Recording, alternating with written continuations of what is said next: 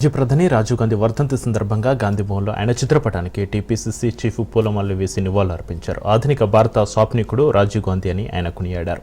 శాంతి, స్వేచ్ఛ, సమానత్వం ద్వారా మానవాభివృద్ధిని సాధించవచ్చని మహేష్ కుమార్ గౌడ్ పిలుపునిచ్చారు. ఐక్యరాజ్య సమితిలో రాజీవ్ గాంధీ ఇచ్చిన సందేశానికి ప్రపంచ దేశాధినేతల నుంచి ప్రశంసలు వచ్చాయని గుర్తు చేశారు. ప్రపంచాన్ని అరచేతిలో చుట్టేసేలా జీవితంలో కీలకంగా మారిన సెల్ ఫోన్ వ్యవస్థకు పునాది వేసిన మహనీయుడు రాజీవ్ గాంధీ అని ఆయన అన్నారు. చూడడానికి కూడా స్వాముడు స్వాప్నికుడు లాగా కనిపించి అందరినీ ఆదరించి అందరినీ ప్రేమతో చూసుకునే గొప్ప గుణంగా ఉన్నటువంటి మహానాయకుడు రాజీవ్ గాంధీ గారు. మన ప్రపంచాన్ని చేతిలో చుట్టేసే విధంగా ప్రముఖ పాత్ర వహిస్తున్నటువంటి మన మొబైల్ సెల్ ఫోన్ భారతదేశంలో 90వ దశకంలో రావడానికి ఆద్యుడు రాజీవ్ గాంధీ గారు. సెల్ ఫోన్, కంప్యూటర్ ఇవాళ వాడుతూ ఉన్నామంటే ప్రతిరోజు వారిని గుర్తుపెట్టుకోవాల్సిందే. వారిని స్మరణ